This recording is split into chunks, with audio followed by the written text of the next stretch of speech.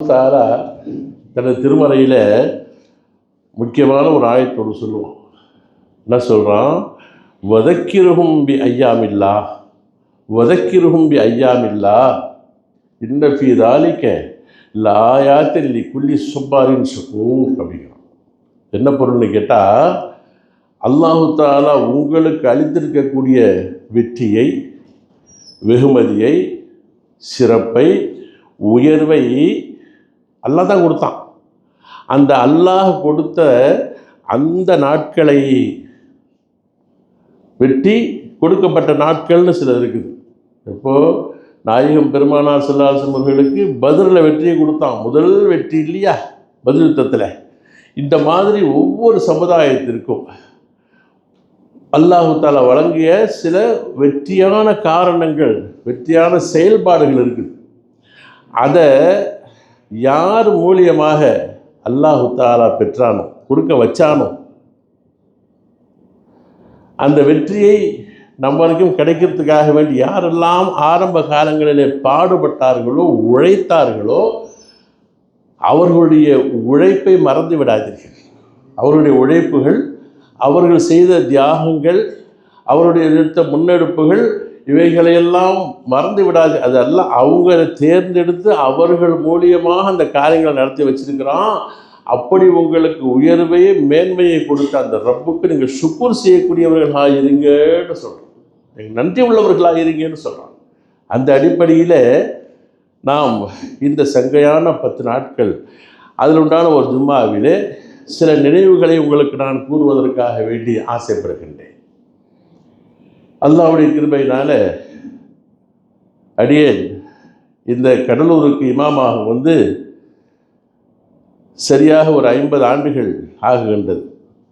1976ஆம் ஆண்டு இறுதியிலே நான் இமாமாக பணியாற்றுவதற்காக மஞ்சக்குப்பத்துக்கு வந்தேன்.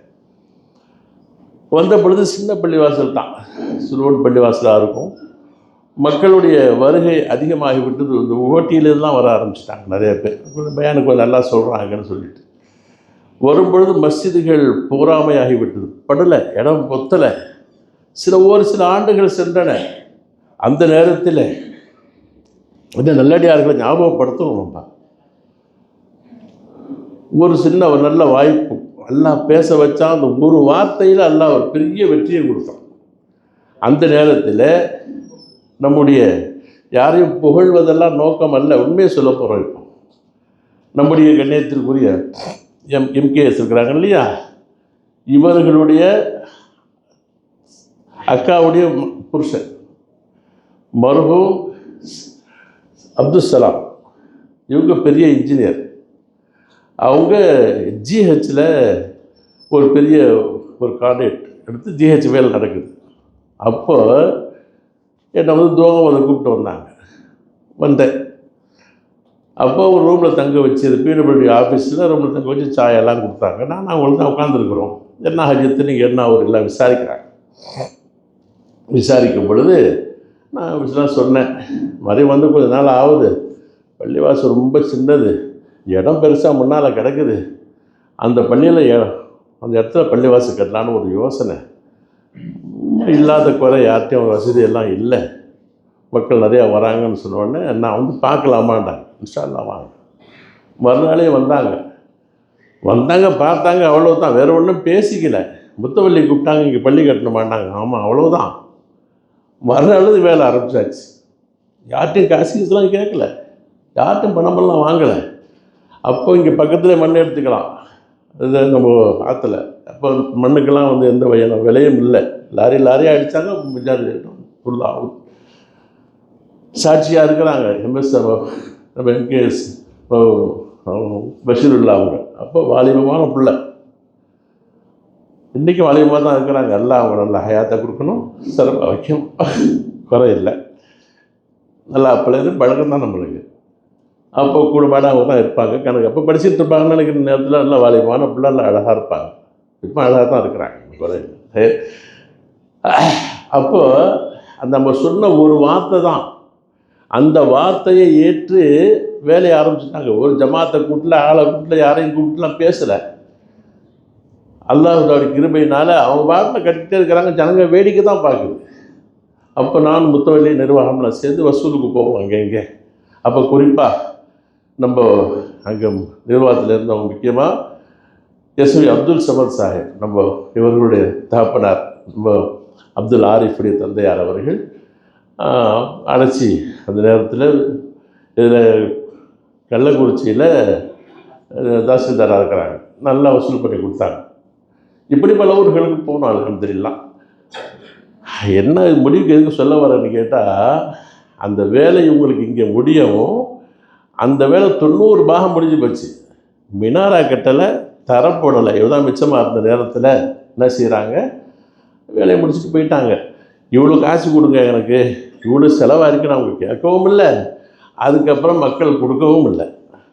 அல்லாஹ்வுக்காக தியாகம் நினச்சி பார்க்குறோம், மறக்க முடியாது.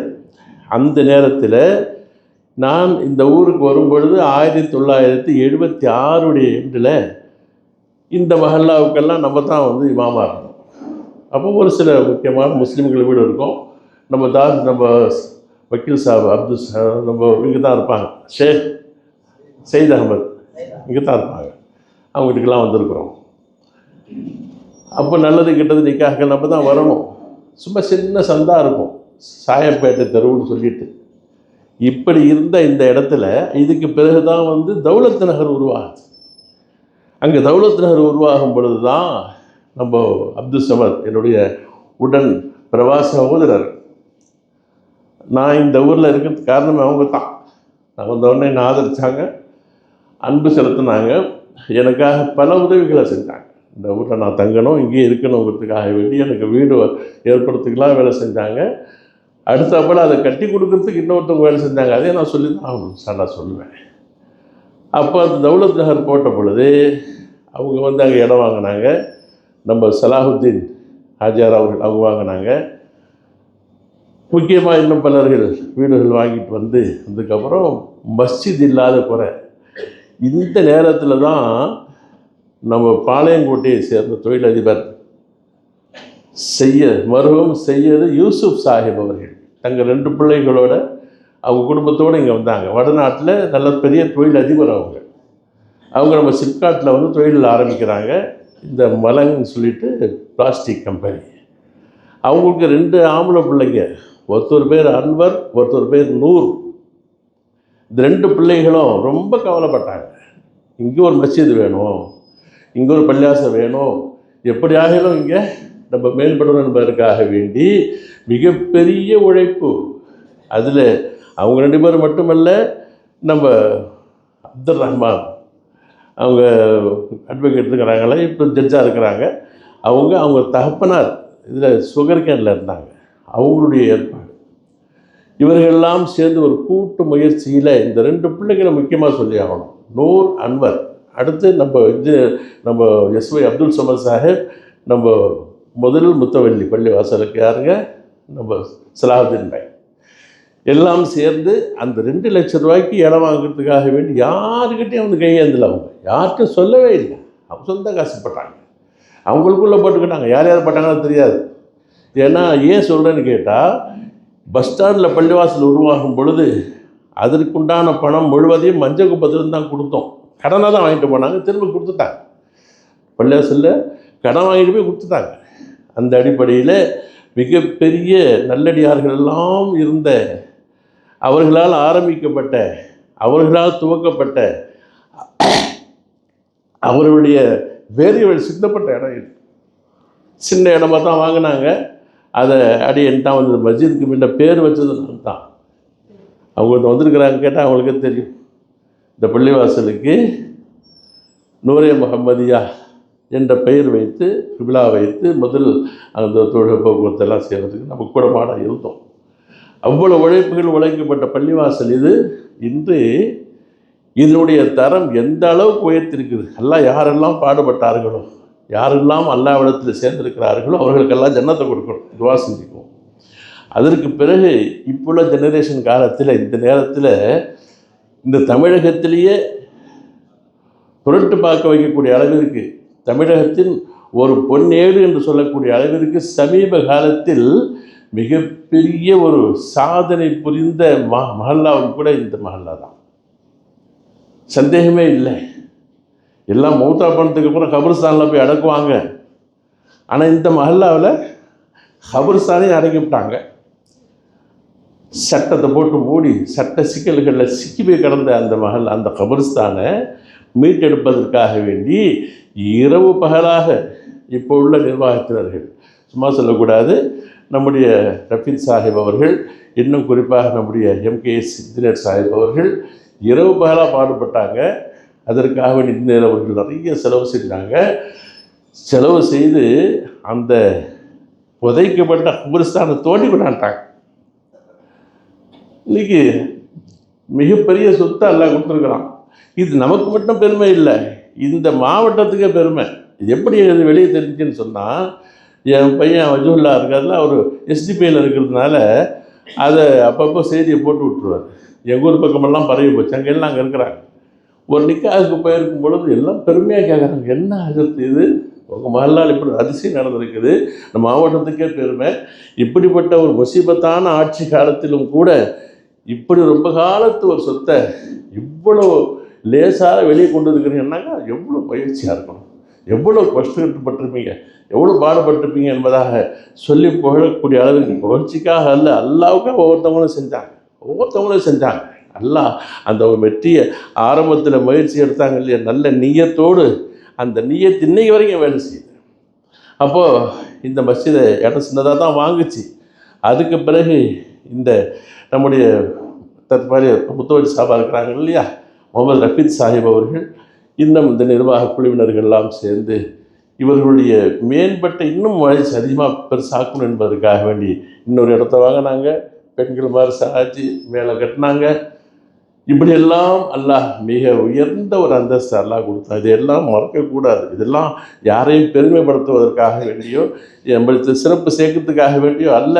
ஏன்னா அல்லாஹ் சொல்கிறான், இதை என்ன சொல்கிறான், நீங்கள் அவர்களுடைய அந்த தியாகங்களை நினைத்து பாருங்கள். அந்த தியாகத்திற்கு யாரையெல்லாம் அல்லாஹ் தேர்ந்தெடுத்து கொண்டானோ அவர்களுக்கு அல்லாஹ் மேலும் வலுவளிக்க, வாழும் காலத்தில் சிறப்பை கொடுக்க, அவர்களுடைய வஃபாத்திற்கு பிறகு அவர்களுக்கு உயர்வு கொடுப்பதற்காக நீங்கள் சுக்குர் செய்யுங்க, துவா செய்யுங்கன்னு அல்லாஹ் சொல்கிறான். அந்த அடிப்படையில் நாம் துவா செய்து கொள்ளுகின்றோம். குறிப்பாக முதல்வரும் சையது யூசுப் சாஹிப் அவர்கள், நம்ம சையது SY அப்துல் சமத் சாஹிப் அவர்கள், அல்லாஹ் அவங்கள அழைச்சிக்கிட்டான். அவர்களுக்கு அல்லாஹ் ஜன்னத்தை கொடுக்கணும். இன்ஜினியர் சாஹிப் அவர்கள், அப்துல் சலாம் சாஹிப் அவர்கள், அல்லாஹ் அவர்களுக்கெல்லாம் இந்த தர்ஜாவை கொடுக்கணும். எல்லாரும் நம்ம ஆமீன் சொல்லுவாங்க. இல்லா ஆமீன் யார். அந்த அடிப்படையில் மிக சிறந்த உயர்வையும் சிறப்பையும் நம்ம அல்லாஹ் இப்போ அடைஞ்சிருக்குது. அது எந்த விதமான சந்தேகமும் இல்லை. கடலூர் செம்மடல்னு சொன்னால் இன்றைக்கி தமிழகம் முழுவதும் ஒரு பெயராக மாறி இருக்கக்கூடிய இந்த கடைசி கால உழைப்பு பெரிய உழைப்பு இது. இதில் நம்ம மஹல்லா மட்டுமல்ல, நிறைய ஜமாத்தர்கள் கலந்துக்கிட்டாங்க. இதில் அதிகமாக நம்முடைய மஹல்லாவாசிகள். ஏன்னு கேட்டால், இந்த மஹல்லாவை பொறுத்த வரைக்கும் ஒரு மஸ்ஜித் கட்டுறதா இருந்தாலும் சரி, இடம் வாங்குறதாக இருந்தாலும் சரி, யாருக்கிட்டையும் கையை வந்தியெல்லாம் வாங்கலை. அப்போலேருந்தே செய்யலை அவங்க அந்த வேலையை. யாருக்கிட்டே நான் கட்டுறோம், கட்டணத்தை நிதி கொடுங்க, இடம் வாங்க போன காசு கொடுங்க அப்படின்னு கேட்டு வாங்கலை. எல்லோருமே இந்த மஹல்லாவில் இருக்கக்கூடிய நல்லடியார்களை கொண்டே நடந்துக்கிட்டு இன்றைக்கி இவ்வளோ எல்லாம் உயர்த்தி வச்சுருக்கான், இவ்வளோ சிறப்பாக்கி வச்சுருக்கிறான். அப்படிப்பட்ட நல்ல உள்ளங்களை கொண்டவர்களை அல்லாஹ் நம்முடைய மஹல்லாக்களிலே, நம்முடைய மஹல்லாவிலே அங்கத்தினர்களாக வச்சுருக்கிறான். அல்லாஹ் இவர்களுக்கு மென்மேல சிறப்பை கொடுக்கணும், உயர்வு கொடுக்கணும். இந்த அடிப்படையில் தான் இன்னும் ஒரு சின்ன ஒரு தேவை இருக்குது. எனக்கு ஒரு நியத்து இருந்தது, இன்ஷா அல்லாஹ் இந்த பிறநாள் தொழுகையை அந்த கபர்ஸ்தானை சுத்தம் பண்ணி வச்சுருக்கிறோம் இல்லையா, அங்கே போய் தொழுதுறலான்னு கூட நினச்சேன். இருந்தாலும் கூட சுற்றுச்சுவரெல்லாம் போட வேண்டியிருக்குது. அதுக்கும் இன்ஜினியர் சாஹிப் அவர்கள் பெரிய உழைப்பெடுத்து அதுக்கு சுவரெல்லாம் எழுப்பிட்டு இருக்கிறாங்க. அதையும் நம்ம கேள்விப்படுறோம். அல்ஹம்துலில்லாஹ். அல்லாஹ் அவர்களுக்கு வெற்றியை கொடுக்கணும். அடுத்த போல் இந்த மஹல்லாவினுடைய இன்னும் ஒரு முக்கியமான தேவை, மக்கள் நாளுக்கு நாள் அதிகமாக வந்துக்கிட்டு இருக்கிறாங்க. வாகனங்கள் பெருகி போச்சு, தெருவு குறுகலாக இருக்குது, வண்டியெல்லாம் வைக்க முடியல பாருங்கள். அதனால் இந்த பக்கத்தில் உண்டான ஒரு இடம் இருக்கு இல்லையா, இதையும் வாங்கிடணும் என்பதாக சொல்லி ரொம்ப நாளாக கொடுக்கறதுக்கு அவர் விருப்பப்படலை. இப்போ விருப்பப்பட்டுட்டார். அதனால் அதை வாங்கிறதுக்காக வேண்டி பெரிய முயற்சியில் இறங்கியிருக்கிறாங்க. அந்த முயற்சி கைகூடுவது, அதற்கெல்லாம் நாம் உறுதுணையாக இருப்பது நம்ம மஹல்லாவை சார்ந்தவங்க தான். வேறு எங்கேயுமே கேட்க மாட்டாங்க. மஞ்சள் குப்பத்தில் போய் காசு தான் கேட்டதில்லை. வேறு எந்த மஹல்லா பஸ் ஸ்டாண்டில் போய் அங்கே உள்ள ஜமாத்தில் போய் கேட்க போகிறதும் இல்லை. நீங்கள் தான் கொடுத்தாகணும், நம்ம தான் செஞ்சாகணும். நம்முடைய மஹல்லா, நம்முடைய பள்ளிவாசல் ஆச்சுங்களா. அதற்காக வேண்டி நம்மால் முடிந்த அளவிற்கு அந்த இடத்தை நாம் பெற்றுக்கொள்வோமே. ஆனால் நமக்கு வண்டி வைக்கிறதுக்கு கீழே பார்க்கிங் ஆகலாம், மேலே கட்டினா மஸ்ஜிதாகவும் மதரசாவாகவும் பெருசாக விரிவுபடுத்தலாம். இன்னும் மிகப்பெரிய அளவில் நம்முடைய மஹல்லாவுடைய வசதிகளை செய்து கொடுக்க முடியும். அல்லாஹ் நம்மளுக்கு உதவி செய்வான். ஆக ஞாபகத்தில் வையுங்க, இந்த ரமதானில் இது முடிவதற்குள்ளாக அவர்கள் எந்த தொகையை எதிர்பார்க்கின்றார்களோ அந்த தொகையை கொடுப்பதற்குண்டான உதவி அல்லாஹ் செய்யணும். அது உங்கள் மூலியமாக தான் செய்யணும். அல்லாஹ் உங்கள் எல்லாருக்கும் வசதி வாய்ப்பு கொடுப்பான் என்ற அந்த துஆவோடு நிறைவு செய்கின்றேன். அடுத்தபடியாக குறிப்பாக நம்ம கடலூரில் சிறைவாசிகள்னு சொல்லிட்டு இஸ்லாமிய சிறைவாசிகள் அடைச்சி வந்துட்டுருக்கிறாங்க இல்லையா. அவங்க இஸ்லாம் இல்லாத குறைகளை சொல்லி பறி போட்டு அவர்களுக்கு சஹர் உணவுக்காக வேண்டி என்று உணவு போயிட்டுருக்கு. அது ஒரு குழு செஞ்சிகிட்ருக்குறாங்க. அந்த குழு செஞ்சிகிட்ருக்குறாங்க.